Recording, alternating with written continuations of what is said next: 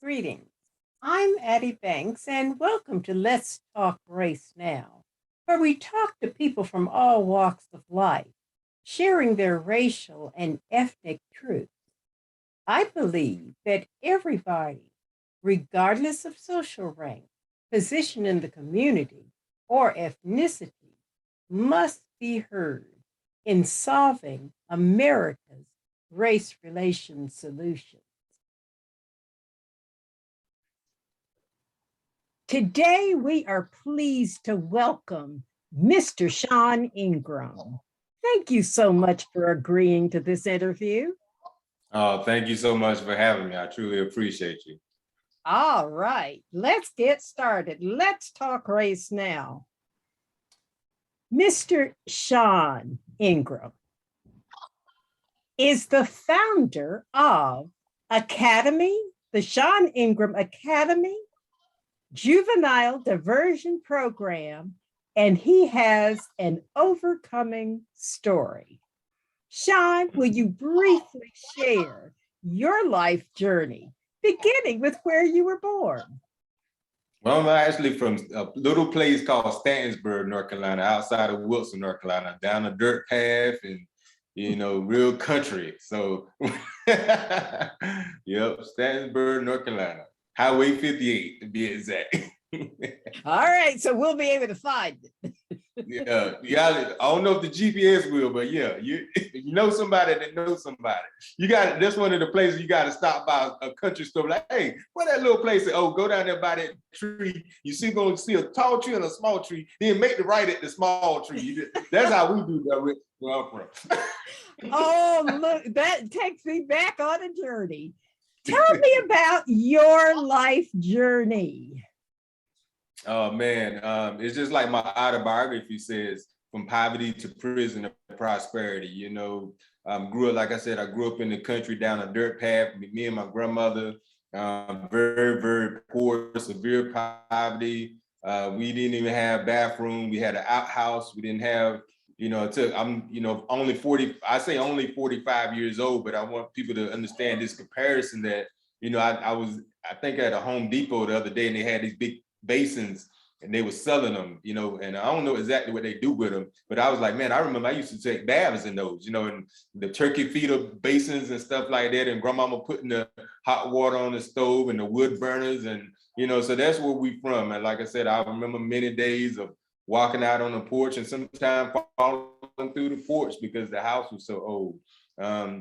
So definitely coming up from severe poverty, but we always loved, I was just telling a friend, I said, it's crazy, as poor as we was, I didn't realize how we was actually poor because the people that was close to us was in the same situation. But we always ate good because we had, grandfather had like a hog pen in the backyard, and we had like 5 rows. We always had some corn and some collards and, collard greens and some green peas. And so and then we was down a path from another family, the Thompson family. So whatever we didn't do, it seemed like their family did, and they always brought their resources together. And then, like I said, the prison, just growing up real angry. My mom was on drugs and my father was in prison most of the time. And so I just didn't understand, that dynamic, and felt like I was unwanted and I was kind of left in that poverty situation. So it made me real angry.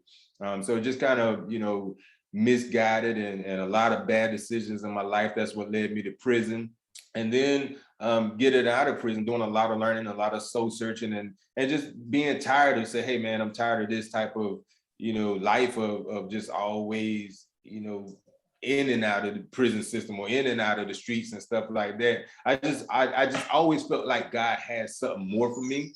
And then I wanted to explore that, right? And then I started believing that at the same time. And that's where the prosperity came from. It used to sound so cliche to me, and I talk about it all the time now. Oh man, it's how you think, how you look at yourself, what your thought process is. If you think bad things are going to happen to you, think you're worthless, if you don't believe in yourself, ain't nobody trying to hear that. Let me tell you something. I am a true believer of the law of attraction. I am a true believer of prayer. I'm a true believer now of just it's about waking up and saying, you know what, everything ain't all right.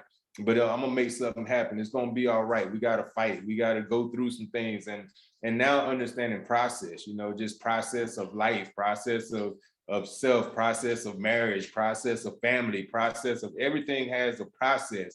And so I think when learning that, you learn, we talk about the prosperity aspect, but we got to talk about the perseverance aspect, and that's why one of my quotes says, success ain't about what you could do, it's about what you can endure. So I'm learning as even at 45, how to endure that hurt, that pain, that, feel like giving up on a daily basis. People like, oh man, well, you feel like every day I feel like giving up, but understanding what this process is all about. So that's where that journey from poverty to prison to prosperity has led. You've said so much, but what jumps out for me is simplicity, the cliches, the things we've heard all our life, the things that when you say them, people do the eye roll. It reminds me of scripture where the man wanted to be healed from leprosy, and he was told to go and dip into, I think, the Jordan 7 times. And he said, I ain't gonna do that because it's just too simple. Wow. So that is a lesson in itself. Yeah, that truth definitely is not complex. Truth is usually simple. Thank you for sharing, and we're going to talk a lot more about that journey. Oh, yeah, definitely. Want to talk about your familiars.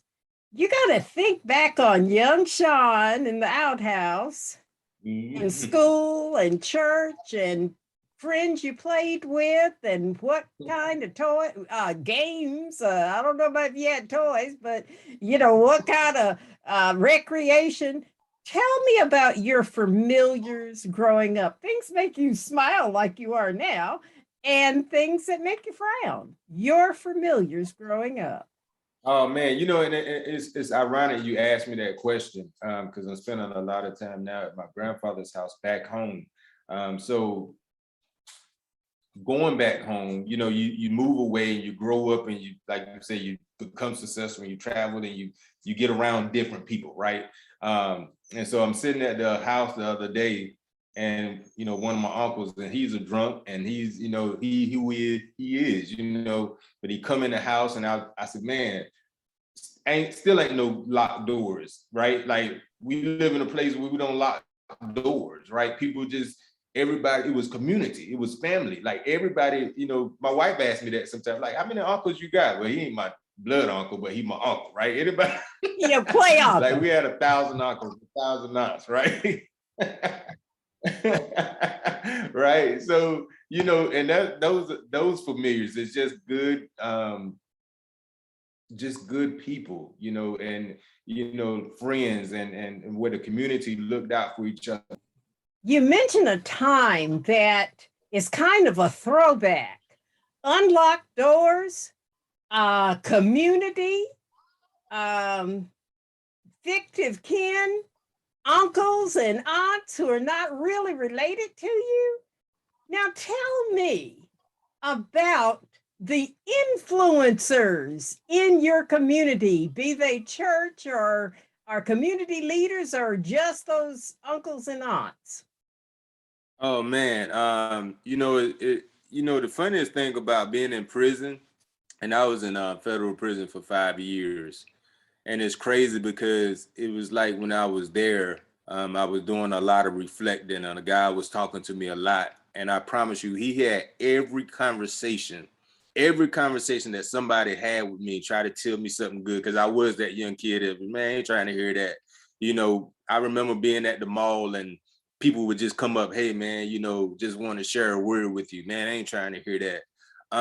The influencers was everybody, right? It truly was, from the preacher to, like you said, the elders to teachers. I was joking with my own kids. I said, teachers ain't teachers like they used to be. They were 24/7 teachers. If they saw you on Sunday evening at the grocery store, they were still a teacher, right? and they was in it for the long haul. I mean, I remember Miss Taylor, I had a teacher, Miss Taylor, and it amazed me when I heard it. She taught my grandmother, my mother, my uncles, and then she taught me, you know what I mean? And so it's just a whole different aspect, but they was always giving jewels, giving words of inspiration, just giving words of encouragement. Even the homeless people, even like you said, the drug addicts, even the winos. When I honestly, I grew up in a liquor house. You know, me and my uncle always take me to the liquor house, and you always had somebody in there.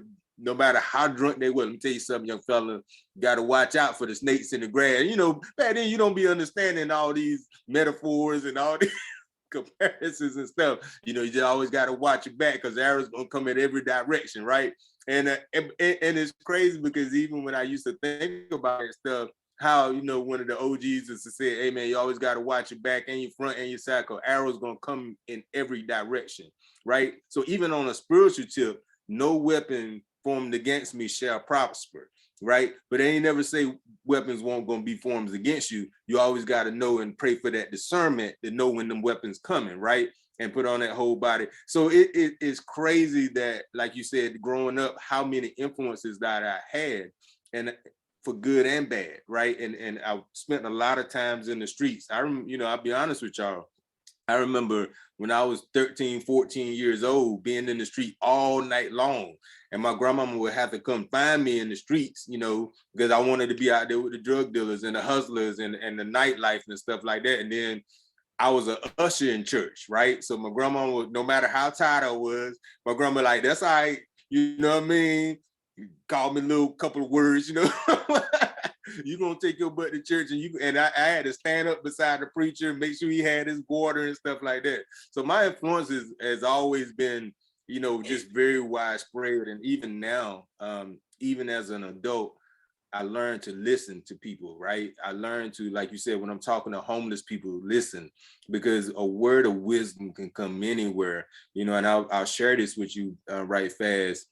I remember being in prison one time, and I'm a person who just loved to learn, you know. And a guy had called me a gopher, right? He said, "Oh, you're a gopher," and I was like, "What is a gopher?" A Christian brother, matter of fact, Christian brother called me a gopher. He said, "Oh, you just go for this, you go for that," because I was the person. My uncle was there. He was Nation of Islam, so he would invite me down to the nation meetings, and I love, you know, to hear Farrakhan speak. Then I met some more brothers, so they trying to tell me about Moorish and dual citizenship. So I wanted to some Sunni and brothers that, you know, and we had this building session that we just built, like no matter right or wrong. It wasn't about right or wrong, wasn't about difference. It was just like learning. So this brother called me a gopher, and this brother that was in a Mason, you know, I guess he had a lot of levels, but he wasn't in the best light. I would say it like that, right? And he said, "You just gonna give him the knowledge." He said, "Nah, brother, the knowledge for anybody who seek it." And then he gave this wise word. He said, "But the problem is, a lot of times the glass will be dirty on the outside, but the water is on the inside clean. But we don't want to accept the water because we're looking at the perception of the glass that it's coming from." He said, "But the water is still life. The water is still good. The water is still a save your life. But a lot of people don't accept the water because of the perception of the glass that it's in." So that really changed my perception of, like you said, about who I speak to. You know, not just, you know, who I speak to, but listen, making sure that I listen. Even when I'm talking to a child, I listen. You know, me and my wife always talk about my baby girl. You know, she's 11 now, and we swear up and down she's like a rebirth of my grandmother, because my baby girl will even come in the room sometimes and just say some stuff, you know, and she don't know what I be thinking and going through, and the depression and the anxiety that I be have, but the wisdom ain't 11. It'd be like 81, right? And so now it's just, I live that life to say, man, yeah, like listen, because I was that hard-headed person that didn't want to listen to nobody. They didn't think I needed anybody. That, you know, all right, whatever, that's you, you know what I mean? But now I'm learning, like, that influence can come from anywhere. That influence can come from anywhere. But like I said, growing up, we had every influence that you can think about. You know, even I was telling one of my young boys, even in doing wrong in the streets, our hustlers still had a code. They had this board. They had this, you know, we was joking. I said, because we had honor among the thieves. But we had when, growing up in the country, especially when we rode by a church, I don't care how loud the music was, if it was Monday at 2:00, it was a respect thing to turn down your music going by a church, right? So it's like you can sell all the drugs in the world, but don't smoke, don't drink, and don't disrespect the church, right?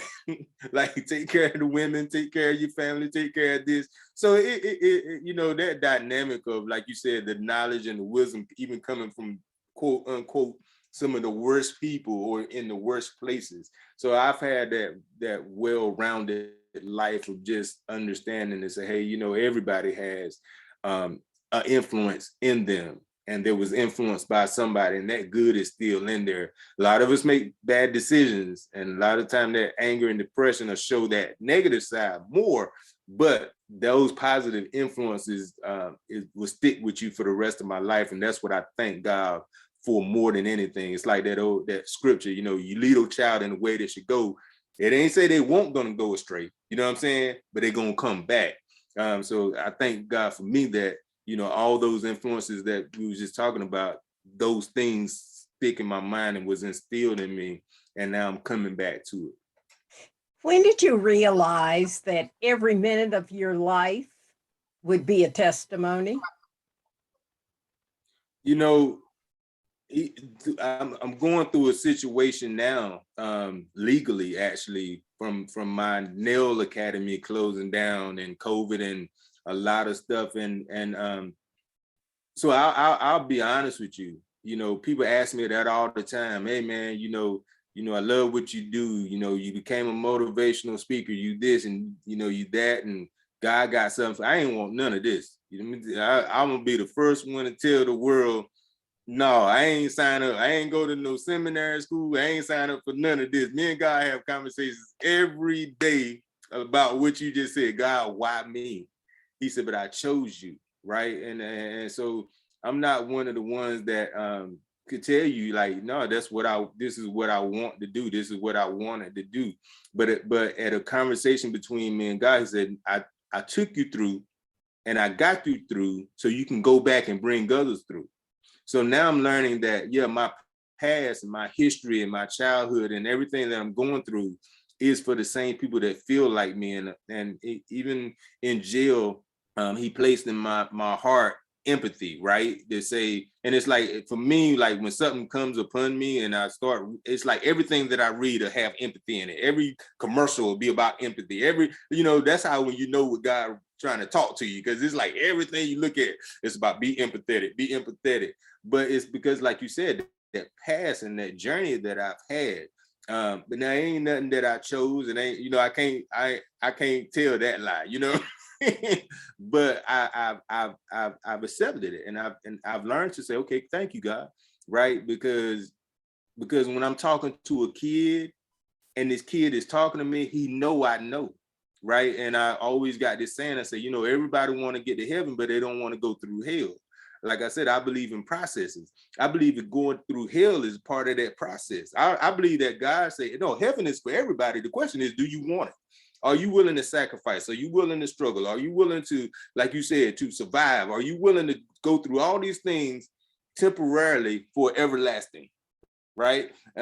So now I'm just looking back and say, okay, God, I understand why, my mama died, or I understand why this, I understand these conversations. I understand why I went through all this heartache and pain, because now in the position that I am in leadership, I have to be strong. I have to be, in a sense, tough skinned, because I got critics coming from everywhere, especially with social media and all these things. Now people say anything they want to say about you, right? So a lot of the pain and the loneliness and the solitude and all these things that I've been through, and I ask God, why, like, mad at God. I'll be honest with you, like mad at God, to be like, God, why are you always doing this, man?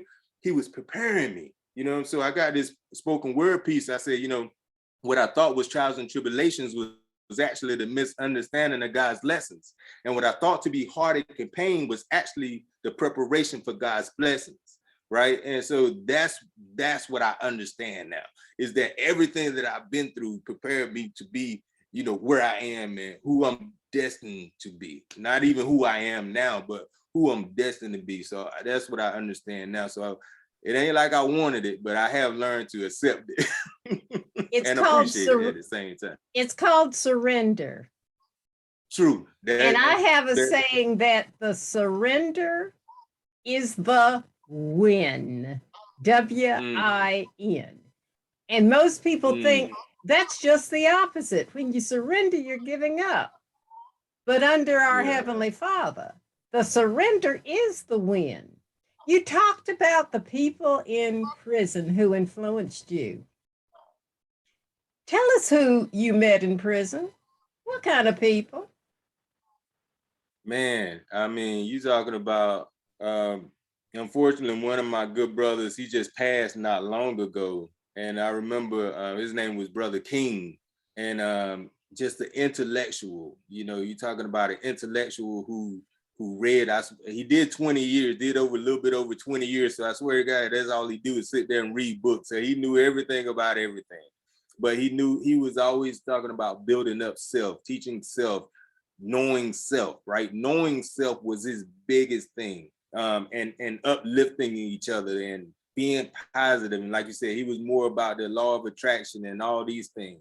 And then you talking about met some Gambino brothers. I remember this one guy, he was an Italian guy, and he walked me around the unit one day. He said, "Let me tell you something I like about you, right? That's different from the other young black guys." And it rubbed me the wrong way because I come from a racially tensioned area, right? And so this white Italian guy saying, "Oh, you know, you talking about like what you like about me, you don't like about other black guys, or what's different from me." But my grandfather always told me, listen, you know what I mean? Like he always said, look, man, listen, right? You never know, right? So I listened, and we walked around the unit, and we looking under people's beds, and he said, see how many shoes he got, see how many shoes he got, see how many shoes he got. He said, we ain't got, but we in prison. Where we going? Why you got 6, 7 pair of shoes? He said, what I've learned about you, you understand quality over quantity. And he taught me about quality. He said, you know, I got an Armani suit. He said, you know, I got a black one, a blue one, and a gray one. I switch out the shirts. They never go out of style. So if I gain weight, I let my tailor take it out a little bit. If I lose weight, hey man, bring it back in. He said, you know, Sean, I drive a Mercedes. He said, you know why? He said, because when I'm trying to go out the house in the morning, I got a depressed day and I'm fighting the world. I need something good to look at to say, this is why I'm doing it. I got a nice house. He said, because when I come back home from a hard, long day, I need to say, this is what I'm fighting for. He said, but this is my safe haven. You know what I mean? So he taught me quality. He always taught me about, hey man, don't chase the numbers, chase the quality. Be good at what you do. You know, and then like you said, I mean, every religious brother that I could think about that I met in prison. But I want to say this too. You talking about some creative brothers. When I say creative, I mean artists, singers, dancers, playwrights.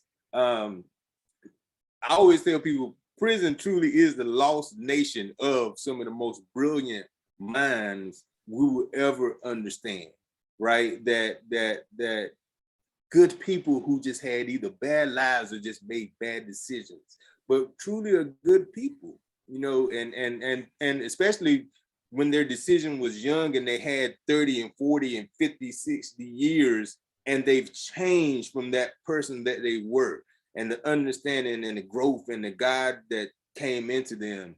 So you meet a plethora of people, you know, and that's one of the beauties of it too. I mean, I played baseball with a skinhead, right?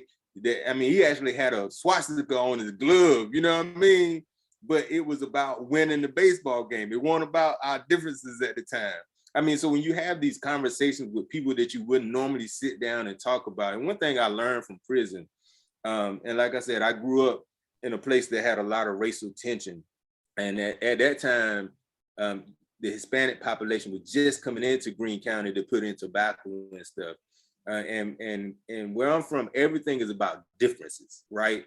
You black, I'm white, you old, I'm young. You know what I mean? Like everything is divided and it's about differences.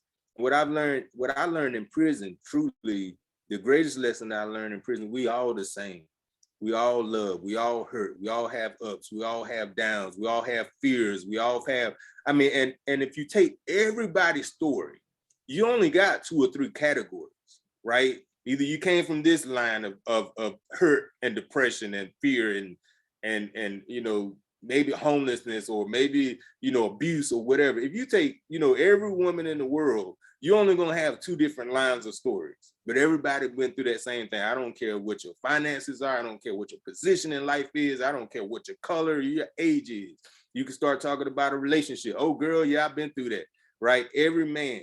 And so I learned that no matter what our differences are, truly we have more in common than we ever will our differences.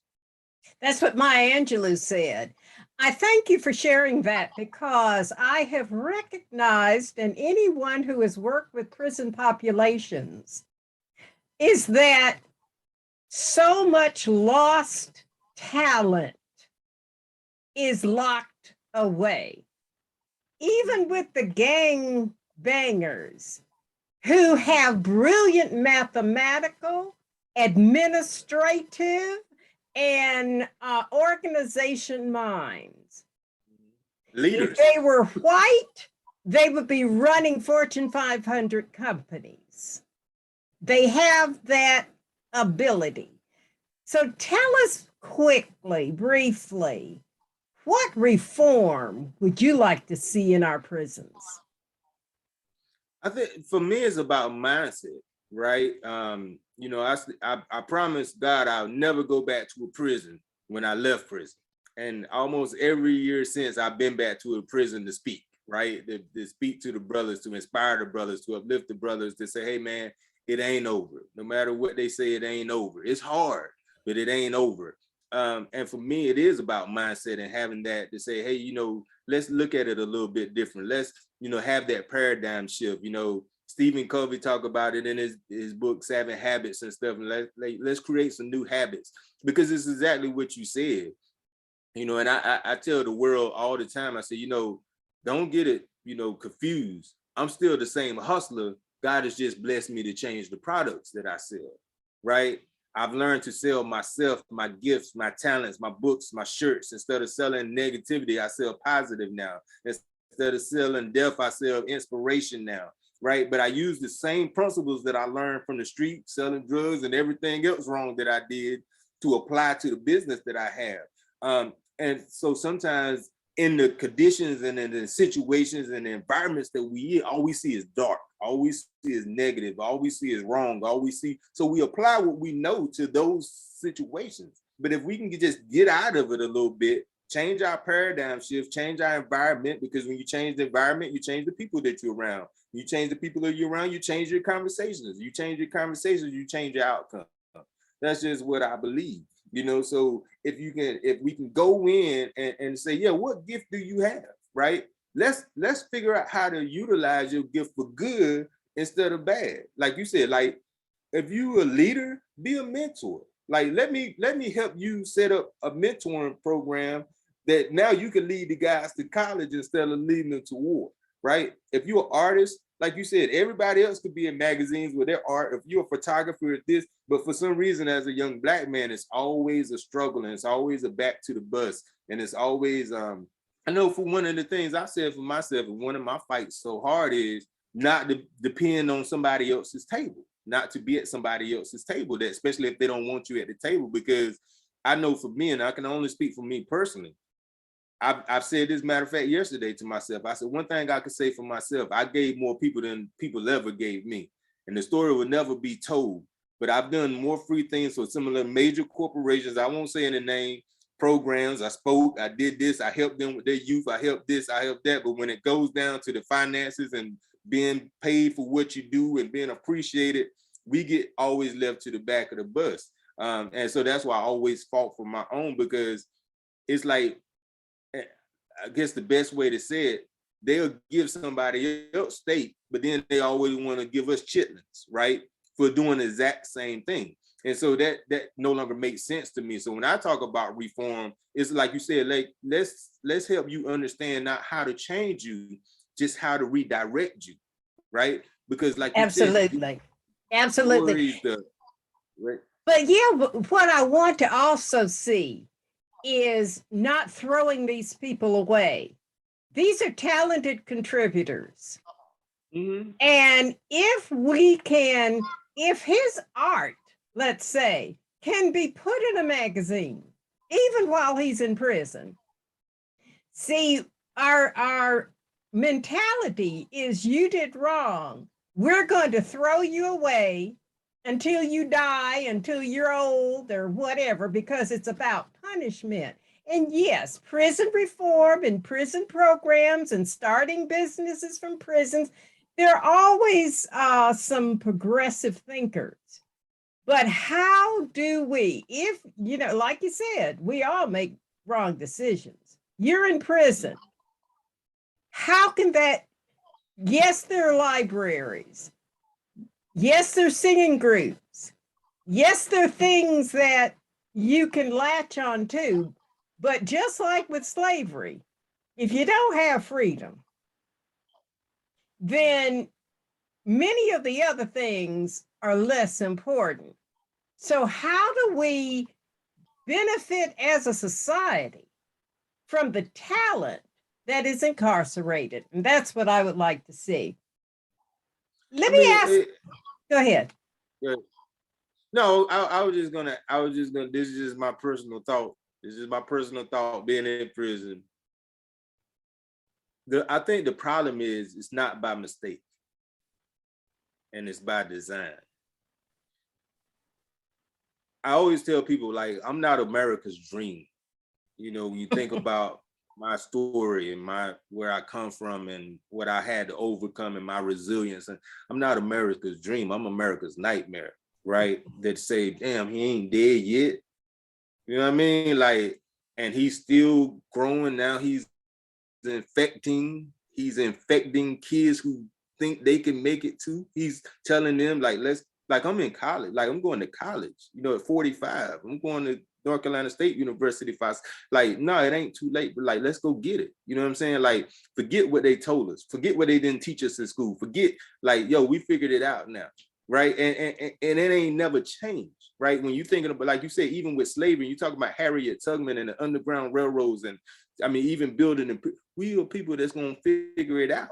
So it's not by design that some of our most brilliant, right? COINTELPRO is not by mistake. And that's why I say I can't talk about it much, but even the legal situations that I'm going through now as a leader, I never had many problems in the streets as I have as a leader, as a political voice, as somebody who's on TV, as somebody who's in newspapers, that's outspoken, right? And so it's not by design. That's the unfortunate part. And those powers that be understand, they say, hey, man, let's keep these people controlled in a controlled environment, right? Because You are a changer in an atmosphere where people want things to stay the same. Got and another that's where the question problem. for you. Let's talk race. Thinking back to your community, was it racist? Your My community community, growing up. yeah, my community was, you know, my community definitely racist, you know, because where I'm from, you know, like you said, the mindset, you know, but like my wife is from Jersey, right? And so we joke and laugh and talk about the differences all the time. I said, well, I respected where I'm from though, because it was no cut card. It wasn't that I liked you or I didn't like you and I was gonna act like I like you. No, they would call you boy. Like you knew the line, right? You knew what Mr. Jones was. You know, granddaddy told you, like, no, Mr. Jones was a Klan member. Matter of fact, the church that I went to across the street was a fire department. And in that fire department is where they held the Ku Klux Klan meetings, you know, and I'm 45. So this ain't like, and that's what people don't forget. Like they forget it's not 1,000 years ago. My aunt and my uncles went to a segregated school. I went to a segregated school for my first year, right? I remember them stories of them saying, my aunts and uncles, right? That's only 15, 20 years older than me. No, I remember the Klan came, got us off the bus. They ain't want us to ride the bus. They ain't do that, you know. So where I'm from, it was definitely racist. Then it changed to racist and classist, right? Right. where white people started falling out of the upper echelon of whites. And then that's why I said the Hispanics started coming in. But if you wasn't a well-to-do or well-spoken white, oh man, you might well just go down there with the Mexicans and the blacks, right? So that's just where I'm from. And it's strong. It's taught strong. It's taught, you know, only thing that saves it where I'm from, the only thing more important than race, and I'm gonna say this, and a lot of people understand what I mean because we're in North Carolina. A lot of things, the only thing more important than race where I'm from was baseball. So baseball was the one come together where we didn't care what you was, but if you could swing a bat, you could if you could throw, a baseball, if I could run, if I could jump. And that's why, like, even knowing where I'm from, I didn't experience a lot because I was an athlete. They bought me, the booster, and I'm gonna just give you this true story right fast. Real good friend of mine, right? White kid. Now, I tell you, I grew up very poor. Booster Club buying me shoes. They bought me my Letterman coat because my grandmama never drove. She never had money. I stayed 45 minutes away from my high school. People would come, pick me up, take me to practice. Coach would bring me home. You know what I mean? Like, don't worry about Miss Marita May. We got him. So one day after school, my friend left something at his house. He probably stayed about 5 minutes from the school. And like I said, farmers, right? Big house, well-to-do people, my man. So he like, man, ride with me. I was like, all right, because me and him never had that racist tension. Like, he was cool. That's my man. Like, we cool. We've been playing together since we've been children. And I know his mama, I know his daddy. They done fed me more times than I can count, right? So I remember jumping in the car with him. I remember going to the house, and I remember pulling up. So you got to go up this path, and you got to pull up to the porch. His daddy was standing on the porch, just happened to be standing on the porch, but looked like he was gonna come down to, I guess, go to the farm. So when he looked at me, like he looked at me, and then he looked at my homeboy. And I looked over at my homeboy because I'm like, well, Dad, dog, what you do? I'm thinking like, Dad, dog, what you do? Because you could tell how a father like that it was a look. And so my homeboy, he's like, man, stay right here, man. I'll be right back. Right. And he walked up on the porch, and I remember his dad said something to him, and then they looked back at me. And you don't have to know every word of a conversation to know the context of a conversation or what a conversation is about. Yo, he all right on the team in that school, but don't you dare bring another to the house. Yeah, you done lost your mind, boy. Right? And I remember Alan, getting back in the car and not saying a word to me all the way back to the school. Couldn't look at me, couldn't talk to me.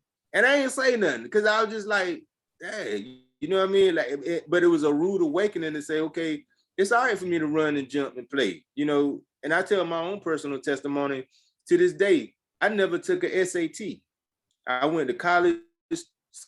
College scouts came to see me. I went to college tours, but nobody said, Sean, well, this is the process that you need to do to get to college. I got newspaper articles saying, yo, this kid gonna go to college. He gonna play both ways. That's why I'm going to state now, because I lost that opportunity back then.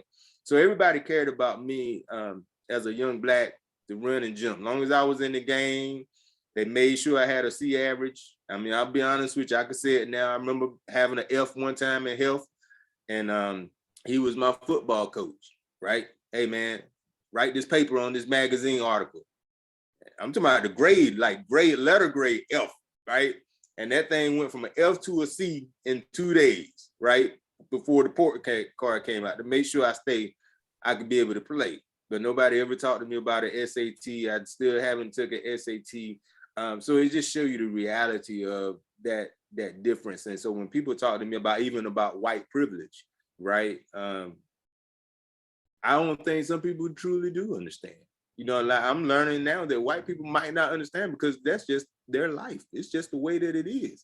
So if it's just the way that it is for you, what difference do you have to compare it to? What difference do you have to compare it to?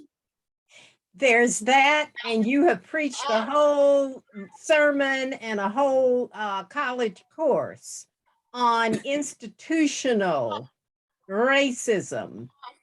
You said earlier about all the little conversations that people have had with you, reminding you of the rules, biblical, street, race, white folks, Hispanics, Jews, they all have those conversations. They're all reinforcing and raising up a child in the way that he should go. And when we become adults, we do not depart from those things.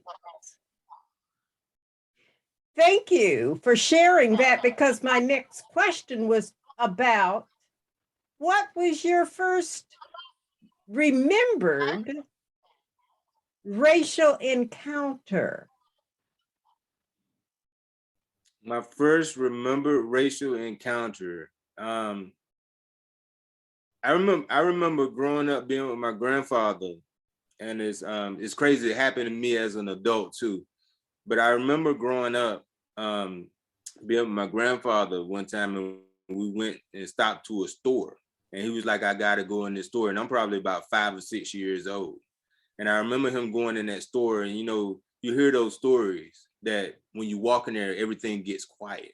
And I remember that being with him, and I remember they looking at him and talking to him like, "And you done lost your mind. Now you know damn well you don't supposed to be in here," right?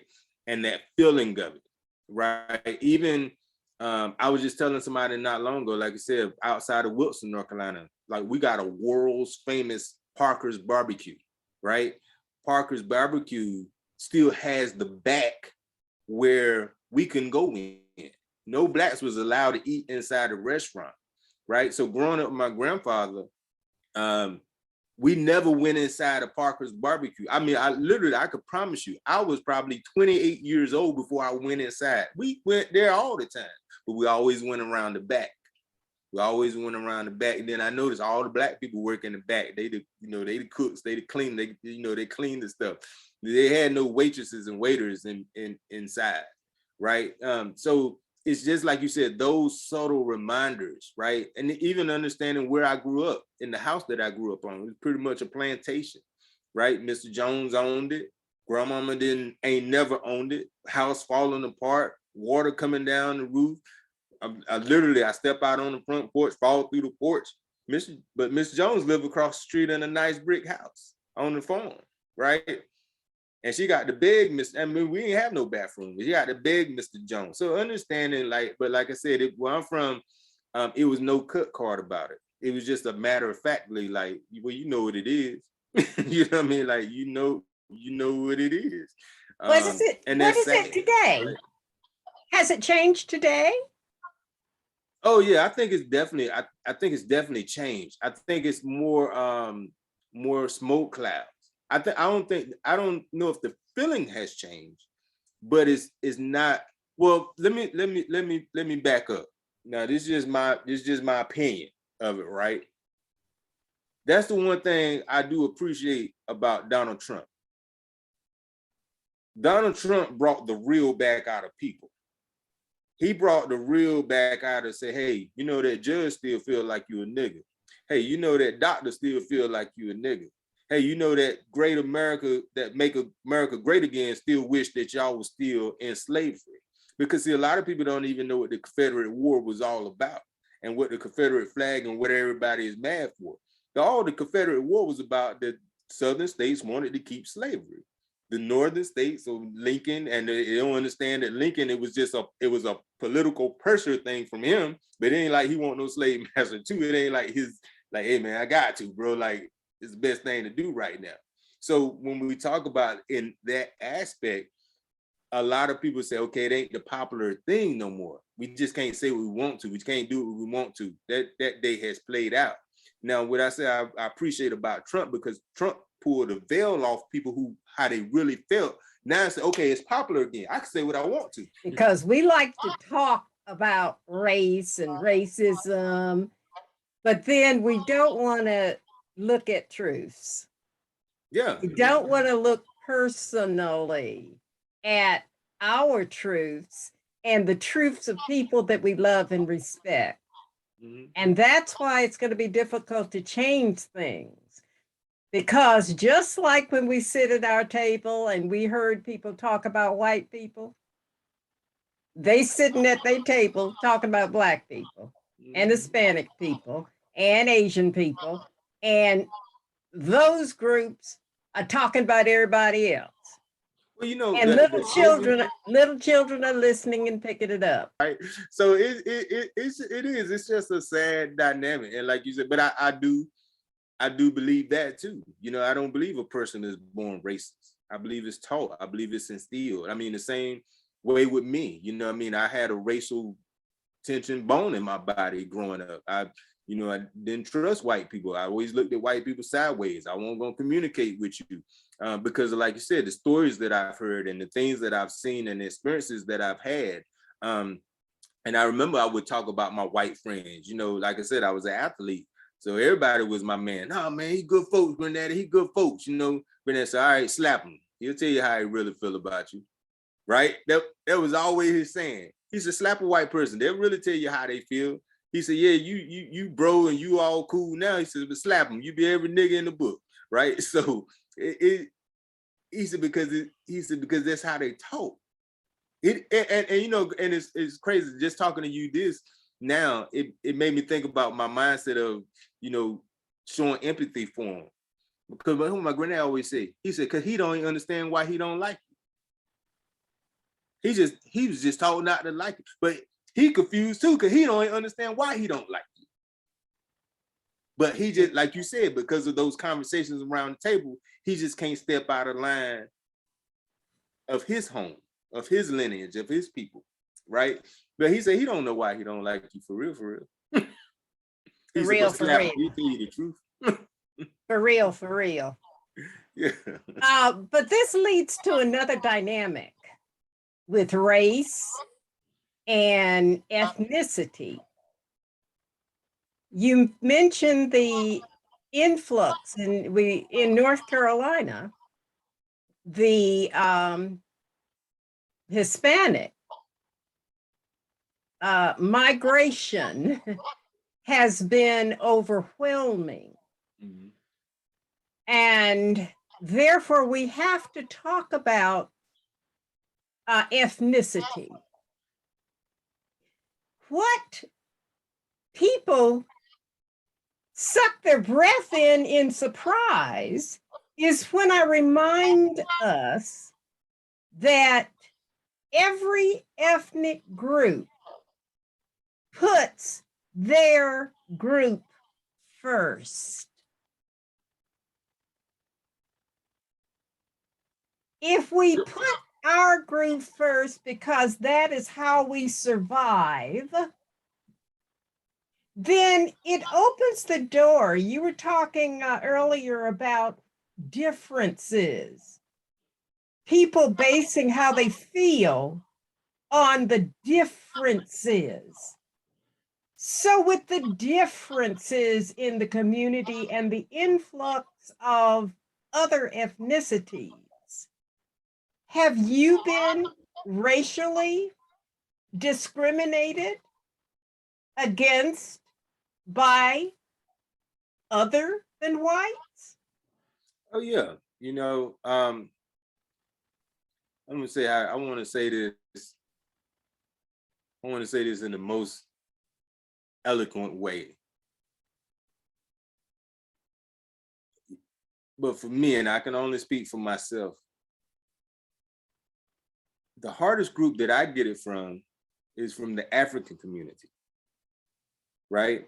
When you're talking about being below or down, or, you know what I mean?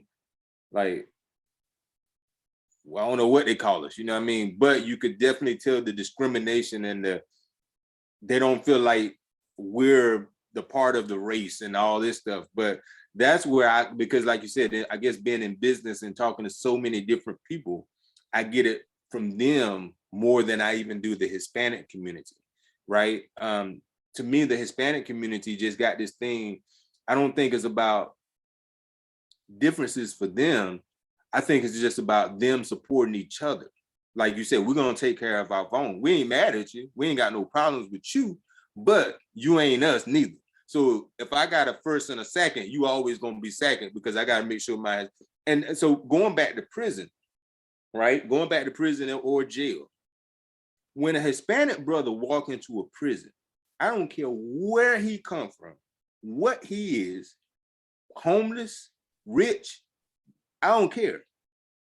He has food waiting on him, and he has a community of Hispanic brothers to make sure that he's set, he's all right, and yo, you good, bro. You ain't got to worry about looking over your shoulder, being scared. In prison? In prison. In prison. And everybody that's looking at this, been to prison, will chime in and let the world know. Jail or prison, as soon as a Hispanic brother walk in, it's food. He can walk to anybody locker and say, bro, I'm hungry. Oh man, open up the locker, get what you want, bro. Like they got this representative. And I'm not exaggerating when I say this. Say if you're a Hispanic brother, you walk into prison. They already got a representative. Hey man, it's brother in here. Hey man, give me some chips, give me this, give me that, give me that. And this brother gonna collect this bag and they're gonna receive a gift bag. You understand what I'm saying? Like they're gonna receive like a gift bag to say, hey, bro, because see, in prison, you might be in a situation where your family ain't sent you no money yet, or your first couple of weeks or month is real hard if you ain't got family members. So you might be in that type of situation. So, but you ain't got to worry about it in the Hispanic community, right? Instead of, like you said, even with the Indian community, even with the Hispanic community.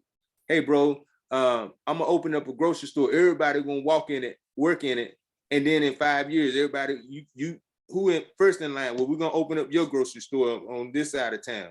Whoever second in line, then we're gonna put all our money, open up. So I had a nail school, right? And mostly Vietnamese, industry. They have a consulate of what we're gonna charge, the prices, and we have a community bank of money. So if your salon ain't doing good, we'll front you. Hey, if you need products, you can go to my salon and get whatever products that you need, right? And that's what a lot of people don't understand. Like you said, the togetherness of other ethnic groups, especially like you said, the Hispanics and the Asians, the togetherness. These are just facts and these are just truths to say, why is that? Why is that we don't have an ecosystem of banks and businesses, right? And like we talked about earlier. We used to. That's what exactly what I'm about to say. When you talk about Wilmington 10 and Black Wall Street and all these, and that's why I was saying earlier about the prison when we're talking about reform, it ain't by chance. It's by design, right? Because even with marketing, right? And I know you understand marketing too. What is marketing really doing? To say why you're less than if you don't have. So anybody that comes from a impoverished mindset, a impoverished environment, and say, hey man, I got to have this Lexus. I got to have this Mercedes. I got to have these red bottoms. I got to have this. I don't care about my bills tomorrow, but I'm gonna make sure I look good because I need to look like I'm something. And on the flip side, when Black people behave that way, then we're criticized because we're consumers instead of investors. And what you're talking about is the foundation of why the wealth gap. And I'm gonna ask you a question about that wealth gap later on. But let me ask you this. What was the burning passion that demanded that you start the academy? Not knowing. Like I said, I mean, here I am receiving scholarships. Scouts coming to look at me. I'm in the newspaper for, going both ways to go play for college, and nobody even told me about an SAT. You know, like nobody. And I'm talking about my church family. I'm talking about my family who've been to college and all these things, right? And I say, you know what? I'll never be in a situation of not knowing again. This is what I believe leads to prison. Three things. And this is what the foundation of the Sean Ingram Academy is built on: poverty, lack of education, and lack of support. I believe those three things equates to lifestyle in the streets, crime, gangs, drugs, poverty. I mean, you name it. And it ultimately leads to death or prison. So with the Sean Ingram Academy, what my goal was to eliminate at least two of the three. If a kid has a issue with finances and an issue with lack of support, hey, brother, I got some brothers who gonna help mentor you, and then we're gonna make sure that you got some shoes. I mean, people don't understand. We have homeless teenagers in our high school, like homeless teenagers. I can't tell you how many kids that will walk into school and say, Miss Sean, I need a shirt, bro. And that's why I started the Sean Ingram collection, because I'm like, yo, I'm gonna make my shirts. Yo, you got to market me while you wearing my shirt. You know what I mean? But I'm going to give you some shirts. Like, I'm going to make sure kids got something they can be proud of, because we don't understand the psychological effects that it have on us while we in school. Like, how I'm going to focus on getting an A and I don't know where I'm going to go home to. I don't know what I'm going to eat tonight. So all of these things play a part. So to me, with the Sean Ingram Academy, we just want to eliminate, hopefully, all of them, but then also have the conversations like me and you having to say, hey, bro, you ain't alone. My mom was on drugs. My dad, like, bro, trust me, I understand, because a lot of times when you're in our shoes, we feel like we're the only one who walk in our shoes. I can't talk to nobody about it. Like for me, I was an exploder, right? When I say an exploder was everything will build up and I'll have all this depression and this anger and this anxiety. And then you be like, what's up? And I'll be like, what's up then? Right? What you mean, what's up? You're like, nah, I'm just saying, what's up? Nah, what you want to do? Like, I'm fighting you for every, you know what I mean, every issue I ever had in my life. And they be like, yo, what happened? You know what I mean? Like, so I understand that, right? So what the Sean Ingram Academy wanted to do was just have those conversations and be that helpmate, be that resource to say, hey man, bro, like, let me help you build communication skills so you can get a better job. Because if you don't have nobody to help you with and see, and that's the thing, like, for me, like I said, I'm only speaking for myself. I think we get pacified, right? We start crying, oh man, here go a pacifier, be quiet. Here goes some shoes, be quiet. Here go a couple of dollars, be quiet. No, teach me the skills that I need so I can own it. Like, you know what I mean? Teach him Like, to fish.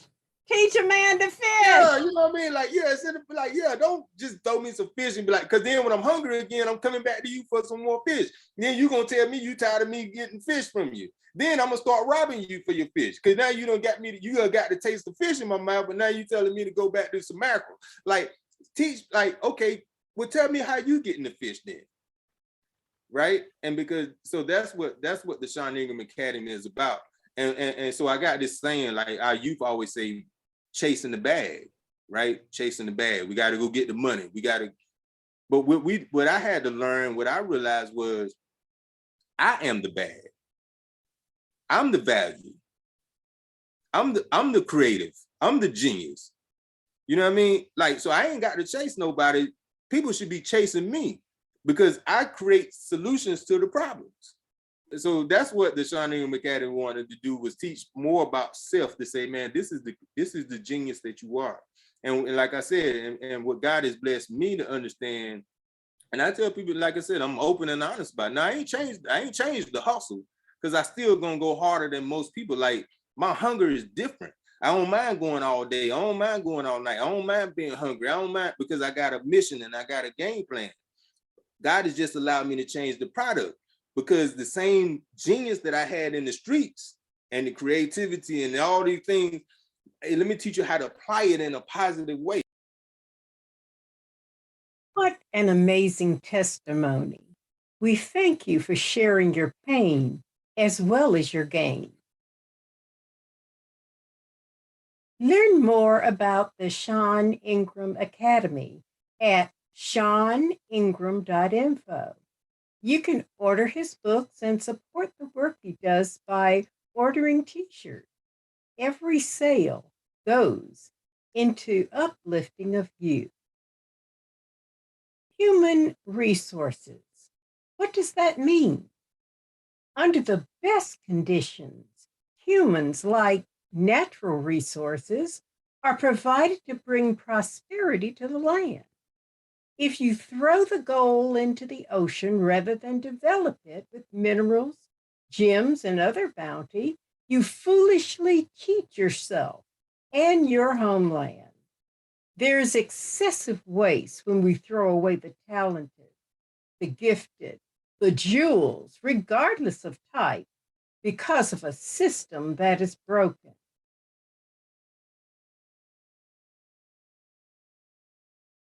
Sean Ingram's testimony continues with part 2. Listen to how he uses his skills to engage, enlighten, and elevate discouraged youth from their struggles to their successes. This is Addie Banks. Learn more about Let's Talk Race Now at letstalkracenow.com and subscribe to the Let's Talk Race Now YouTube channel.